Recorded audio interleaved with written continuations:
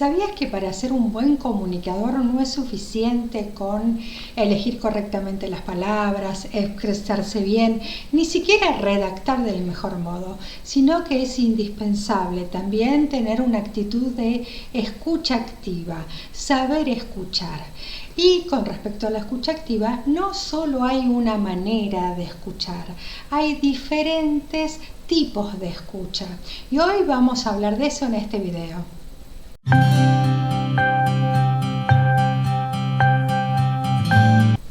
Hoy hablamos de comunicación, cómo ser un buen comunicador.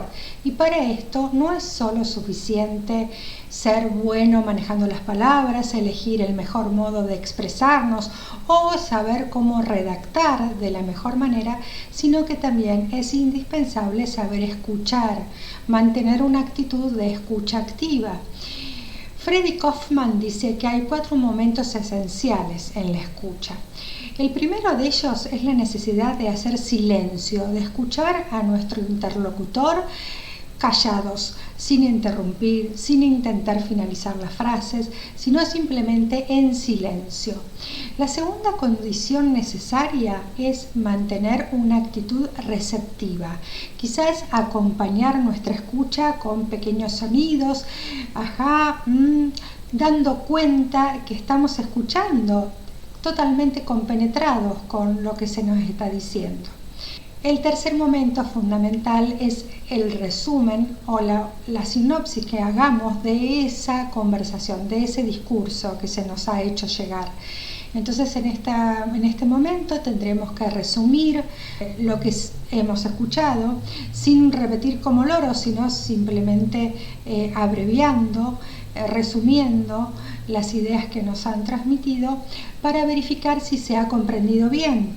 Y entonces le daremos así una oportunidad al otro para confirmar si se ha escuchado correctamente o para modificar algún detalle, para completar alguna idea que ha quedado inconclusa y por lo tanto se puede malinterpretar. Este tercer momento de resumir y sintetizar lo que hemos escuchado es muy importante para el diálogo, para lograr una buena comunicación. Y el último elemento necesario es validar lo que se ha escuchado, otorgándole sentido, que no es lo mismo que decir que compartimos sus ideas o que coincidimos en lo expresado por el otro, sino que decimos que en el contexto en el cual se nos ha explicado, esas ideas tienen sentido. Estos 4 momentos son fundamentales entonces para escuchar en forma activa. Pero bien, no todos tenemos desarrolladas las capacidades de escucha del mismo modo.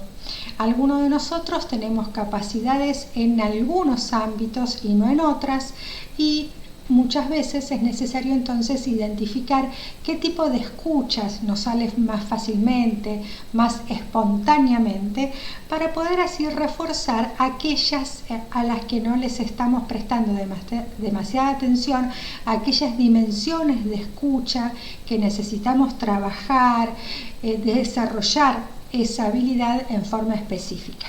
Entonces vamos a hablar ahora de los 5 tipos de escucha que las personas podemos poner en juego cuando estamos interactuando con los demás, todas ellas esenciales.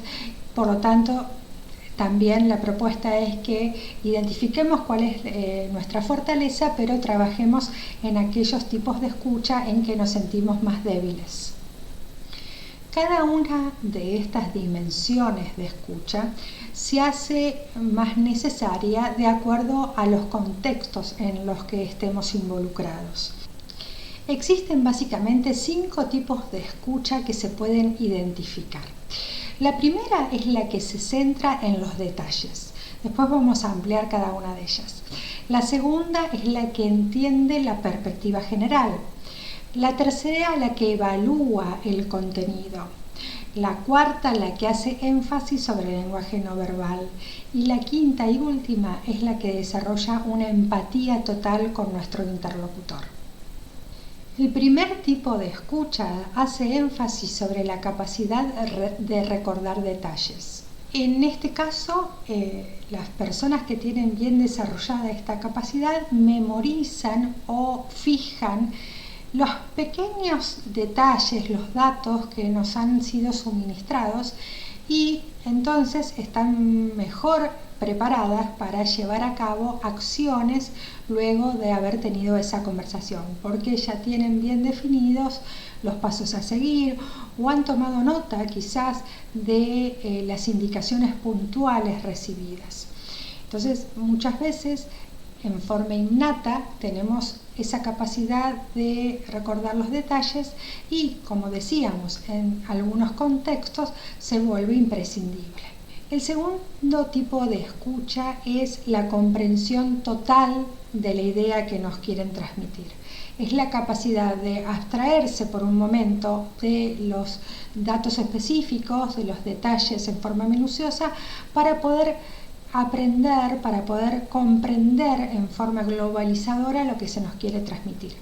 Esta capacidad muchas veces es muy útil cuando se nos dan a conocer estrategias o propuestas que deben ser aceptadas o rechazadas de acuerdo a una visión totalizadora.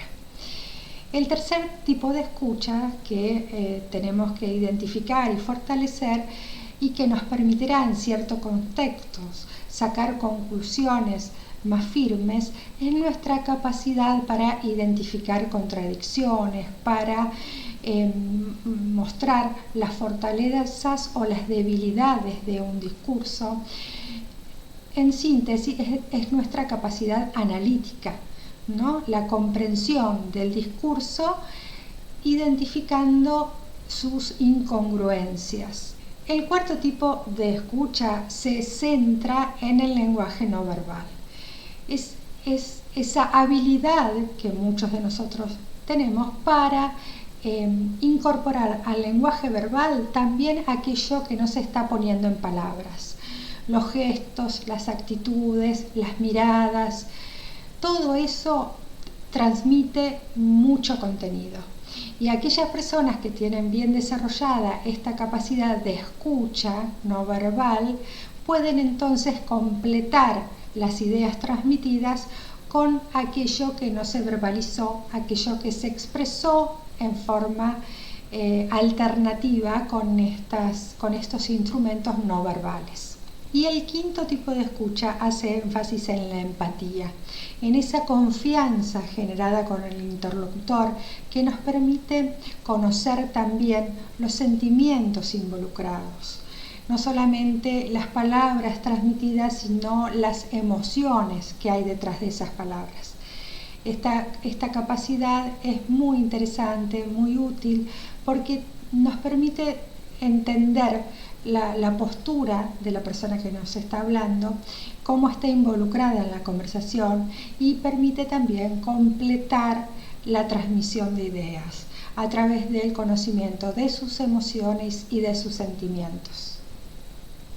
Con estos datos entonces podrás identificar cuál es tu capacidad de escucha que más desarrollada está, fortalecer aquellas otras que necesitan mayor énfasis y además evaluar en cada contexto cuál es la dimensión que tenés que incorporar con mayor hincapié, con mayor fuerza, porque cada conversación tiene su necesidad de escucha específica, pero está bueno tener entonces todas estas capacidades ya distinguidas, ya trabajadas, para poder utilizarlas del mejor modo.